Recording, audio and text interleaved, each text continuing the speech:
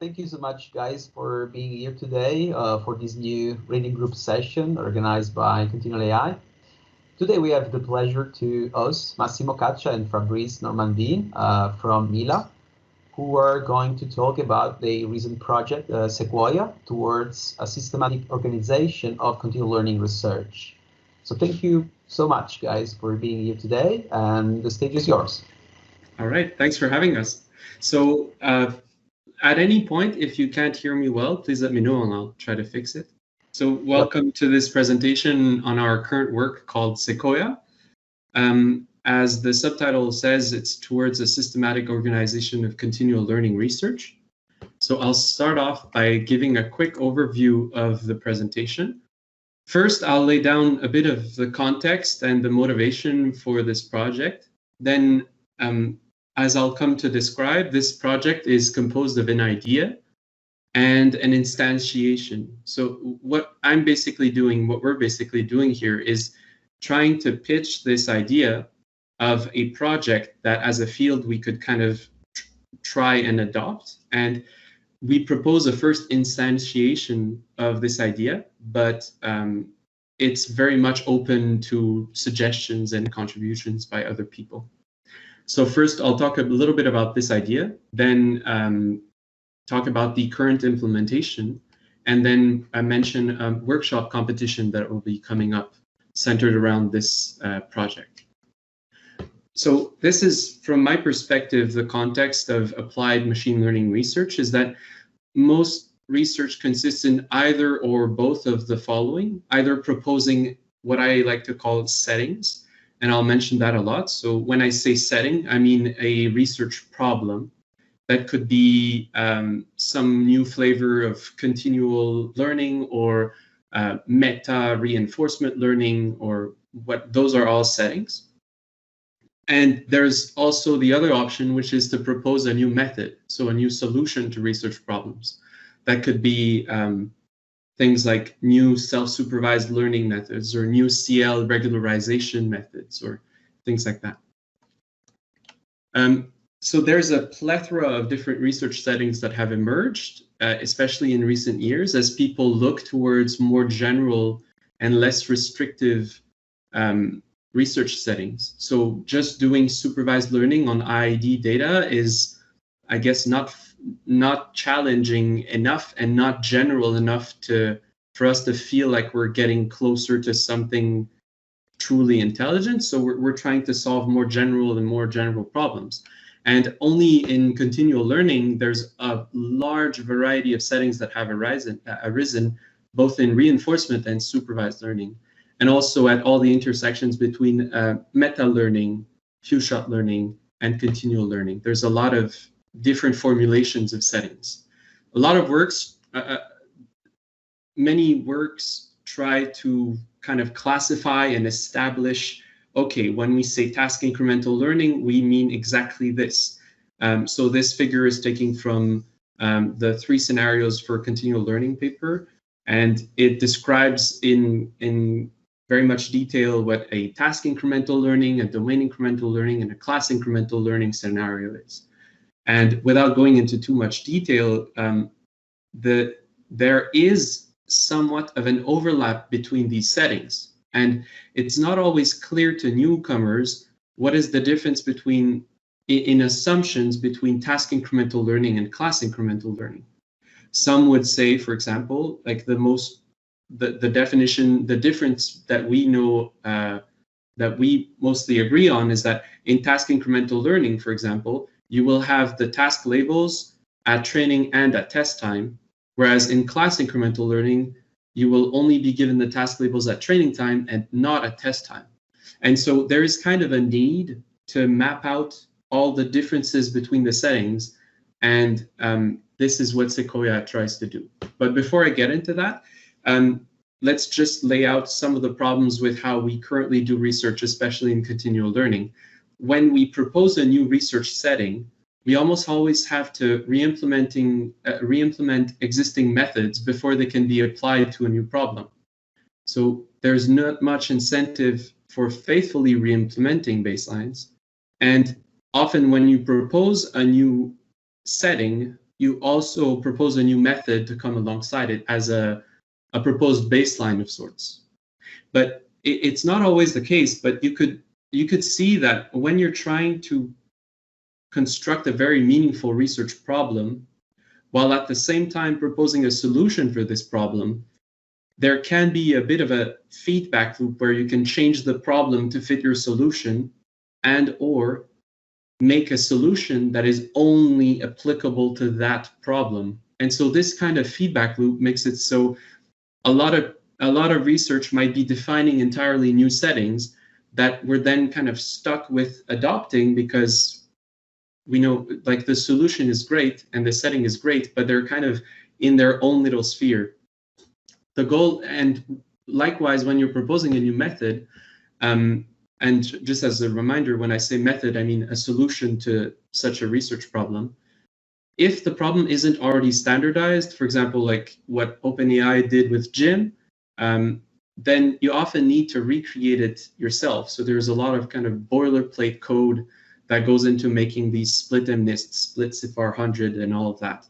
Now, there's great frameworks like Continuum, which I want to mention, which can definitely help with setting up continual learning research, but it's still like there's different flavors of continual learning, and there aren't like tools that can give you those directly.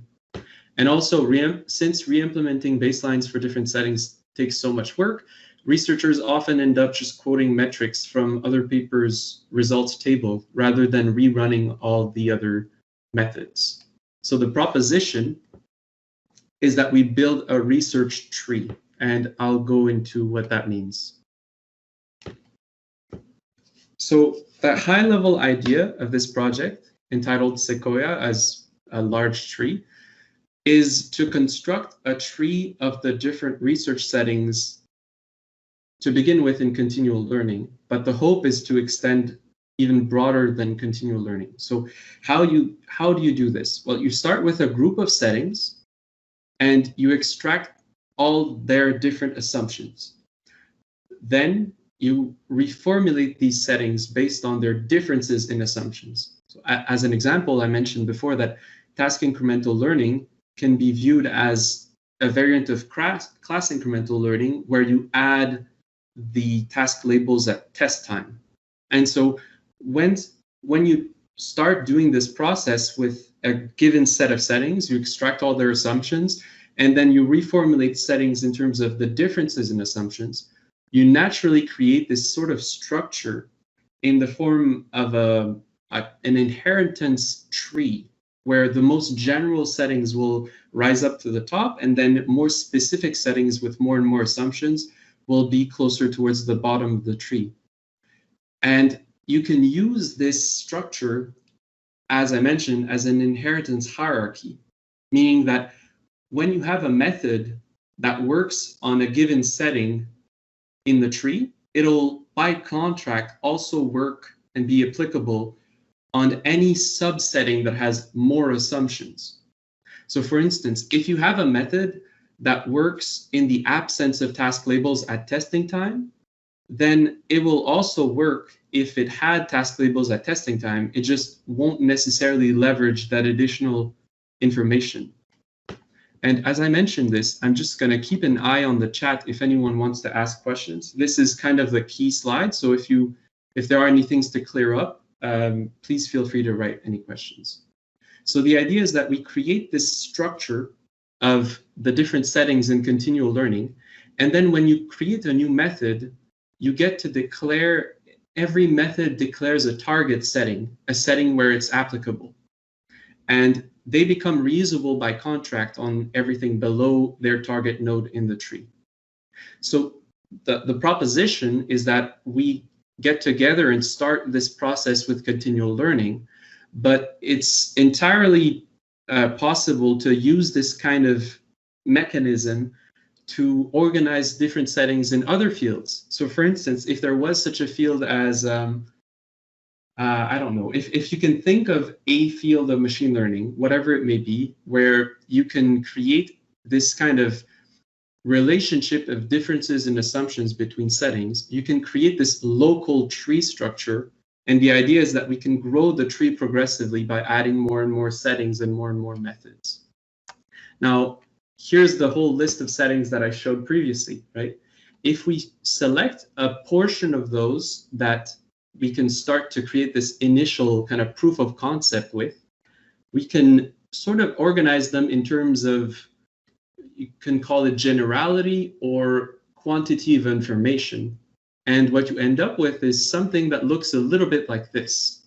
So just for example, in, as we mentioned before, and I don't know if you can see my cursor, but say class incremental learning here. Okay, let me take a quick step back. So all of these settings, for instance, are either in supervised or in reinforcement learning, right? Then some of these settings have task labels at training time. Some of these settings have task labels at testing time, and some of these settings have only one task. So you can create this sort of partitioning of these settings by asking these questions. So for instance, say that you start with no knowledge at all, like you assume nothing about the environment or about the data. Then you can ask, okay, well, do my actions have an influence on the environment state? And do I influence the future observations with my actions? And if yes, then you go on one side and now you're in reinforcement learning side of the tree. Likewise, if you answer no, then you end up on the supervised learning side, so to speak. Now, if you add the additional assumption that, okay, well, you will be informed of task boundaries and you will be given task labels at training time, then you go from some kind of task agnostic continual learning setting to something that we could term class incremental learning. And there you can follow the same process and say, okay, well, do you also have task labels at test time? If so, you end up in task incremental learning. And again, if you ask the question, how many tasks are you going to be trained and tested on? If the answer is strictly one, then you end up back in standard supervised learning. So by adopting this kind of, first partitioning of settings, we can recover all of standard supervised learning and all of standard kind of reinforcement learning, as well as task incremental supervised and reinforcement learning, a class incremental learning and supervised learning, and this kind of incremental reinforcement learning, even though the words, the names of these settings might be totally disputable and not at all standardized yet. So that's kind of the idea. Now, as you do this, you can start to think of this as a tree. And by constructing this tree, we can then reuse methods across different levels of supervision. So what are the advantages of creating such a structure? Well, as I mentioned before, since every method defines its target setting, methods can be applied onto any setting at or below their target setting in the tree through polymorphism. So just a quick refresh for people who didn't do like software design courses at uni or something. Polymorphism is simply the idea that you can reuse something general on a specific instantiation. For instance, if you have a class cat that extends a class animal, then a walker of animals can also walk a cat, right? Likewise, if you envision this tree here, if you have a method that works on a class incremental learning setting, it'll also work on task incremental and IID supervised learning. And if you had a method that was general enough to say, okay, well, I work on any setting, then it would become applicable in RL and in supervised learning.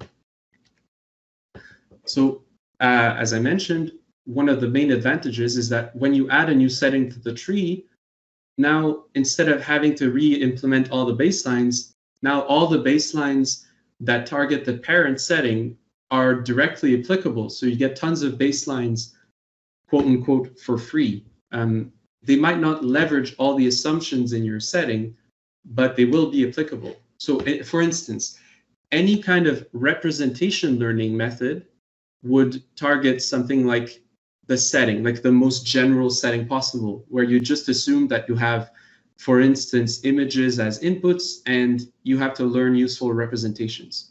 And this kind of concept applies regardless of if the downstream task is to, choose the right action in reinforcement learning or choose the right class in supervised learning. So when you add new methods, you can also be, as I was kind of mentioning, you can also be evaluated in both reinforcement and supervised learning. So you get a lot of results, quote unquote, for free, because now if you can create your method in such a way that you can generate your table of results, running it on every data set in every setting where your method applies.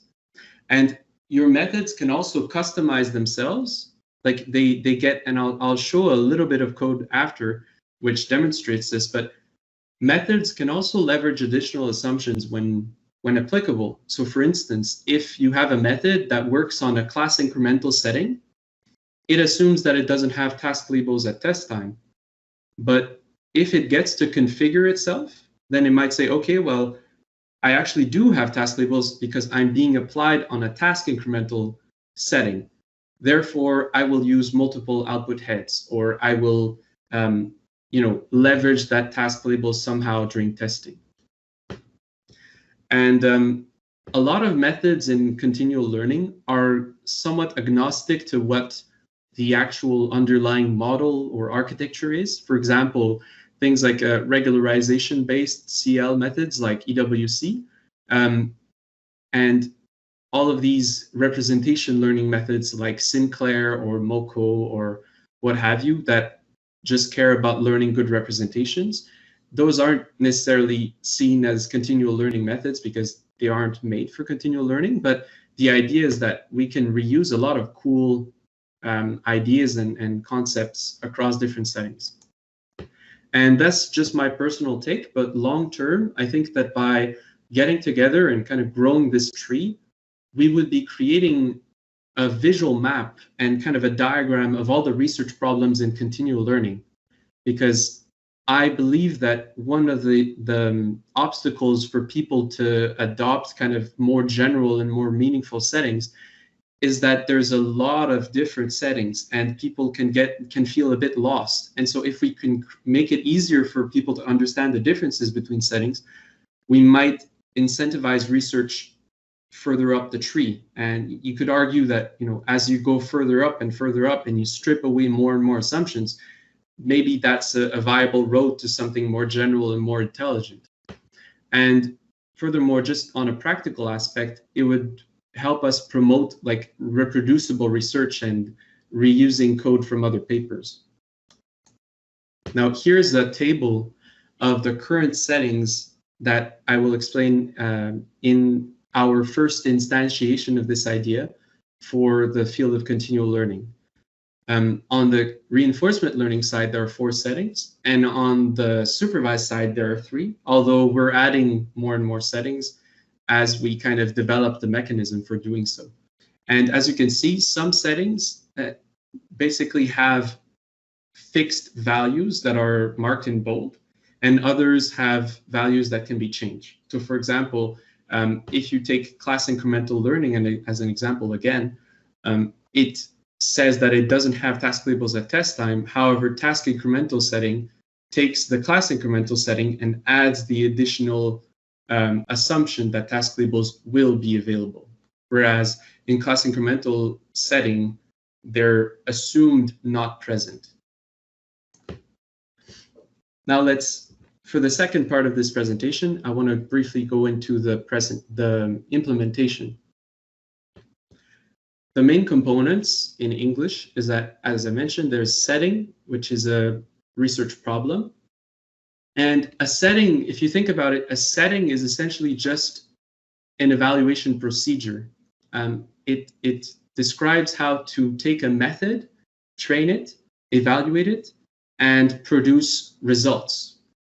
And it provides environments for the method to interact with. So in standard kind of split and nist, you're only interacting with a data set. In continual reinforcement learning, you might be interacting with, gym environments. So we chose to combine both into what I just call an environment, which is both a data loader and a gym environment. Then you also have methods, which are the solutions to these problems, and they have a target setting. These results objects, which are comparable and can be described, they are created by a setting, depending on how that setting wants to evaluate methods. So in some settings, like, for example, if you were doing online learning as a setting, all you would care about is, say, the online performance. Whereas in kind of traditional supervised continual learning, what you care about is forgetting, for instance. And as I mentioned, environments produce observations, receive actions, and return rewards to methods. The code version of this, at least in Python, is that a setting describes its observations, its actions, its rewards, and the main body of a setting is this apply method, which receives a method and trains it, does whatever it wants with it, and then produces results. The environments are both gym environments and data loaders, which makes it possible for you to iterate over them as if it was just a regular PyTorch data loader, or interact with them as if they were gym environments. The reason for that is that we want to be able to create methods that work regardless of if they're being applied in reinforcement or supervised learning. So this kind of common API enables that. Then for the method, it gets to declare its target setting. It configures itself. So that means like it could check if the setting has task labels. I will use a multi-head classifier or something like that. It has a fit method to train itself on new data, and it can be asked for actions using this get actions method during testing or for inference. Additionally, if it's applicable in that setting, it might be informed of task switches by the setting calling this on task switch callback.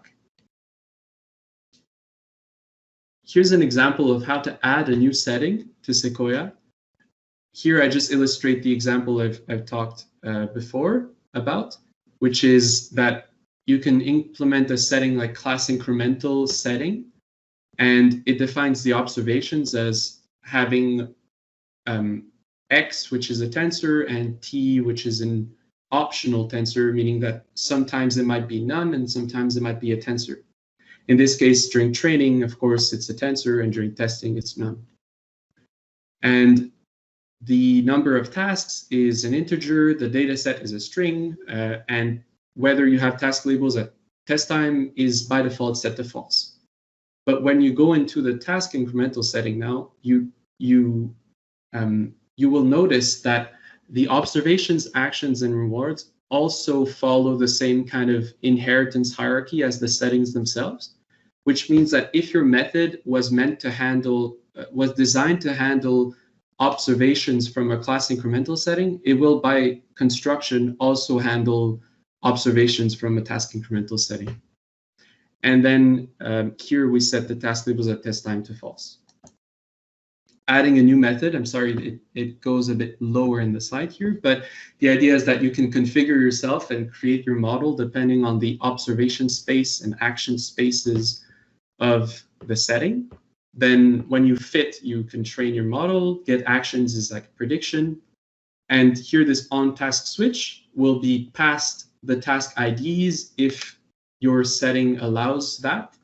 And in settings where that is not, where you're just informed the task boundaries, but not of task identity, then you will just be called, but with a value of none. Here's how you would run an experiment. And this is a pretty high level example, of course, but the idea is if you can just import a setting from sequoia.settings, you import this task incremental setting, you import a given method. We have a growing suite of baselines that we are implementing. Here we're using the baseline method, which is applicable everywhere in the tree and will adapt itself accordingly depending on the setting. So here we create the task incremental and missed setting with the default values, which is 5 tasks. And we apply the baseline method to it with its default values as well, and we get results. Now for reinforcement learning, not much has changed. The only difference is that we're importing a different setting. Now we're importing task incremental RL. So it's kind of the analog of, like, the equivalent of task incremental learning, but in the RL world. And here we're going to iterate through 5 different versions of the cart pole environment, with each with a different length of the pole and a different gravity and so on. So there'll be 5 different tasks, and will be evaluated pretty much the same way. And once again, we create results for that. Here's what we currently have in the framework. We have, of course, a random baseline that just gives you, a very, very lower bound performance, which is just a random action at every step. We have a baseline method, and we have mechanisms for extending it. So the goal is that if you wanted to create a very general method, you could start off by extending this baseline method and customizing it however you want. There are these kind of add-ons that we can add on top of it, like self-supervised losses, as I like to call them, like Sinclair or a VAE reconstruction loss. Same thing for autoencoder. EWC can be implemented that way. There's also some funky kind of methods like mix-up and other things that, and manifold mix-up that we were playing with. But that's one kind of method that there is. There's also progressive neural networks, which targets pretty much all the settings out there, both in reinforcement and supervised learning. For supervised learning only, there's hard attention to task, experience replay, learning without forgetting, and I think that we might be adding other methods. Like there's one like this JDUM method that was actually pretty interesting that I want to add. And for RL only, we actually didn't implement any methods ourselves. We just used Stable Baselines 3, which is this PyTorch version of Stable Baselines. And we are adding all of these methods by just kind of wrapping them up a little bit. The next steps for this project is to add new methods, add more baselines from the CL literature, add more kind of fancy representation learning methods, maybe more RL baselines as well. We also want to kind of grow this tree and add interesting settings like Osaka, where and other settings at the intersection between few-shot meta-learning and continual learning. Potentially add more settings with to do with out-of-distribution generalization experiments, and that's it. And just as a little extra, we're also kind of working on making it easier to perform sweeps and sharing the results of sweeps between different methods. And we're using Orion as a framework to do that. So we want to enable methods to be, like, we want to make all these sweeps available to everyone so that you can start off from a method and start off from their hyperparameters and also have all of their runs to inform your own sweeps. I want to also mention that we're going to host a CVPR competition. We're going to create a CVPR competition. It will be hosted on EvalAI, which is an online platform for competitions, if you're not aware of it. There's going to be one track for Continual RL, one track for Continual Supervised Learning, and bonus points for submissions who can solve both supervised and reinforcement learning problems with a single method.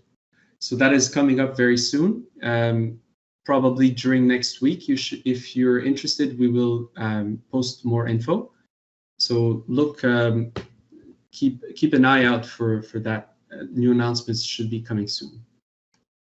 So I want to briefly acknowledge people that have been helping me out with this. Massimo Caccia, Irina Rich, my supervisor, Alexei Ostapenko, Matt Reamer, Kimia Ketarpal, Luca Caccia, Julio Hurtado, and Florian Golemo. There's also a link in chat for a mailing list if you're interested.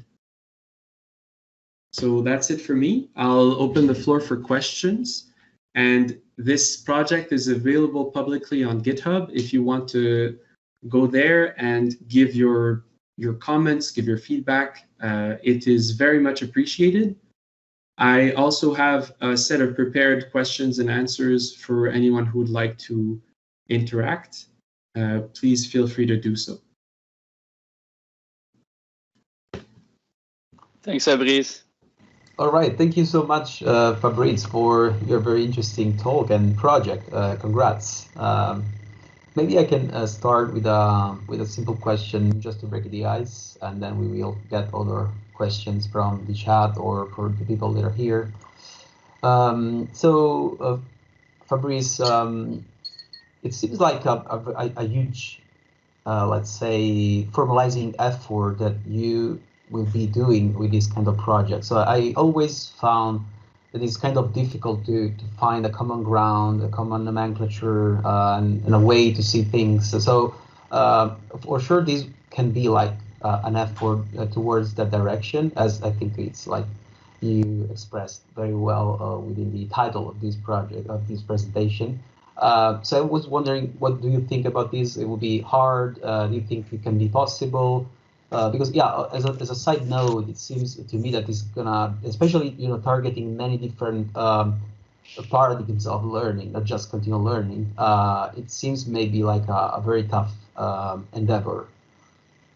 Yeah, I feel you. That's a good question. So my answer to that, I guess, is to say that the idea is I haven't found much opposition to the idea itself. Yeah. But the implementation of it is, totally up for debate, and I'd be very happy to get other kind of criticism. So I'll take an example. Okay, let me move back to slide, I think number 7 or 8, something like that. So even just in the naming of these settings here, there's, even already some contention like, oh, should we call it lifelong RL or continual RL or task-free, task-agnostic? Like, of course, the naming of things will not necessarily be unanimous, but if we can agree on the assumptions, though, that might be easier to do, right? So I forgot to mention, but I want to mention that this, while it might not look very formalized, the idea is we're actually behind the scenes, we're creating this paper, which we will publish at some point, where we actually create a formalized kind of generalization of all these settings according to the same basic model. And each setting then adds an additional restriction upon that basic kind of theoretical formulation.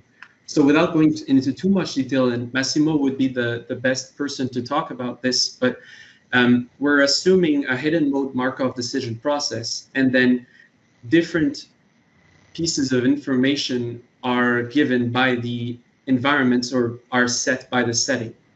And so my answer to you is, this is hard, but also every little step can be kind of well formalized, and by this peer-reviewed process of just having it be open source, I hope that we can reach somehow a consensus on the different assumptions and how to organize them. Does that answer your question or not? Yes, really? Yes, it does. In fact, I totally agree with you that the idea is something that it's difficult to go against, right? It's just a matter of quantity of work and endeavor that you need to put in code, but also in terms of making people agree, right, on the same constraints, not just on the naming aspect, on the constraints that you want to impose and to investigate maybe more. So great job. So we have I think a question in the chat that Andrew Xian is asking how this integrates with PyTorch Lightning, and I think Massimo already started to respond. That's actually a very interesting question, because this whole project started off because of this introduction of PyTorch Lightning, which is called a Lightning data module. So the effort there was, the idea was to standardize everything about creating the data portion of a research experiment in one place, be it the training, the validation, the testing, downloading the data sets, the pre-processing, all of that. And I was actually performing a bit of research on my own, and I flirted with this idea of using these Lightning data loaders for continual learning. And as I created all of those for, say, class incremental, IID, task incremental learning, I actually just figured out that, hey, I could create an inheritance hierarchy of these, and then I could actually reuse all of the code. And so this kind of extended outward until I thought, well, actually, there's more than that. Not only are these Lightning data modules creating the train, valid, and test data loaders, they could also be in charge of determining how the evaluation and training procedure would happen. And so that's how you get a setting. Like if you use PyTorch Lightning and are familiar with the idea of a data module, all of the methods can accept a data module and use their train and valid and test data loaders to train. Well, this is just an inheritance hierarchy of these data modules, but these data modules are also responsible of determining how to train and test the methods.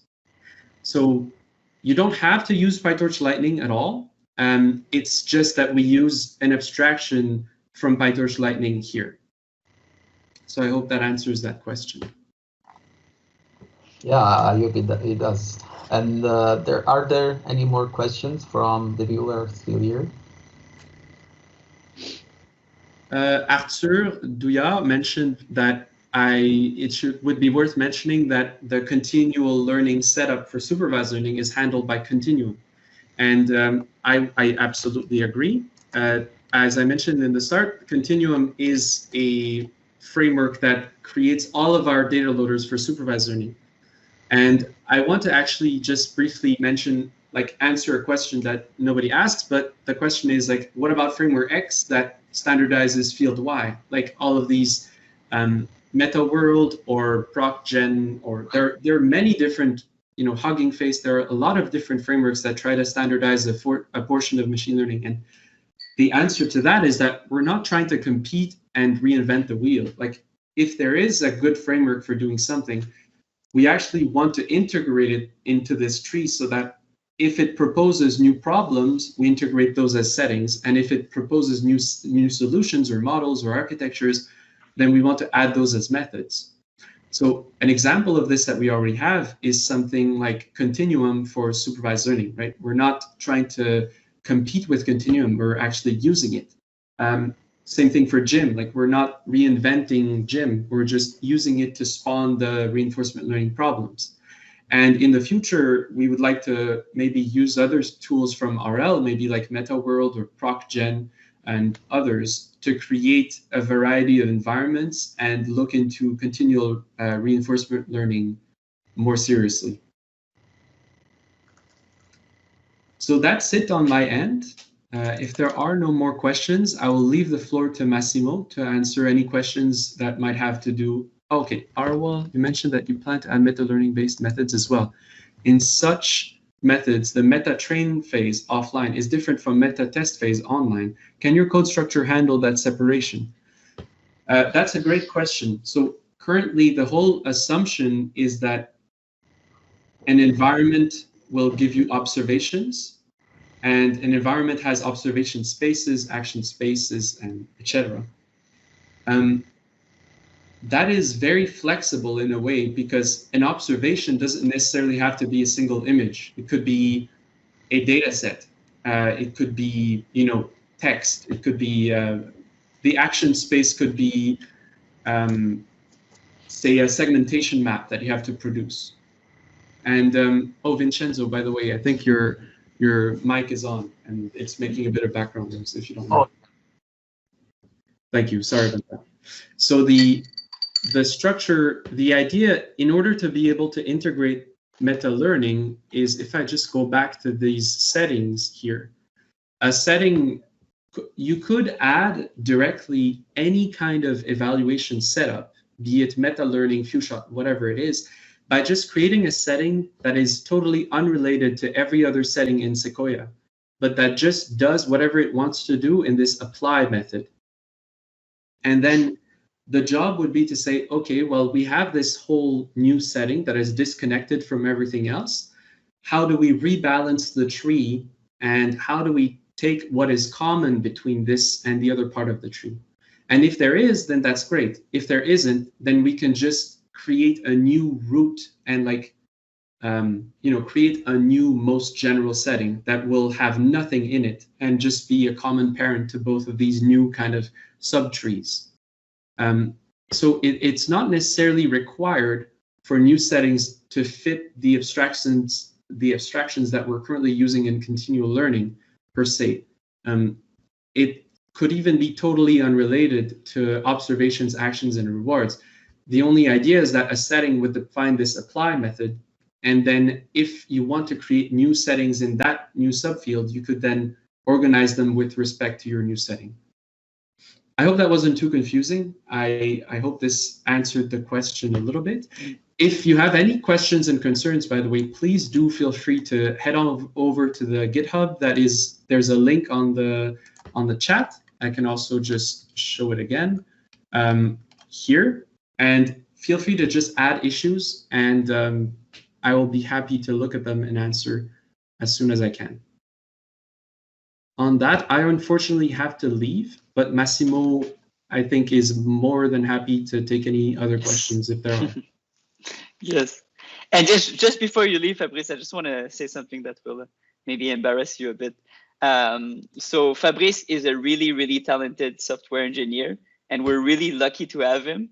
So I think we should leverage him as a community. Not a lot of fields will have the luxury of having a code base that can really accelerate research like this. So thanks, Fabrice. And, but it's not entirely there yet. The point is, I want people to go there and help me out by telling me what could do better, what could be better, what kind of settings they want to have, what kind of methods they should be adding.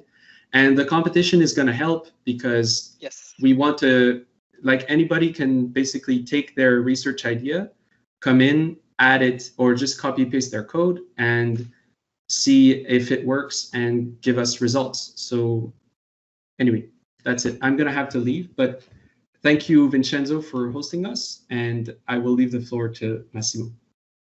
Thanks, Fabrice. It was great. So do we have any more questions for Massimo?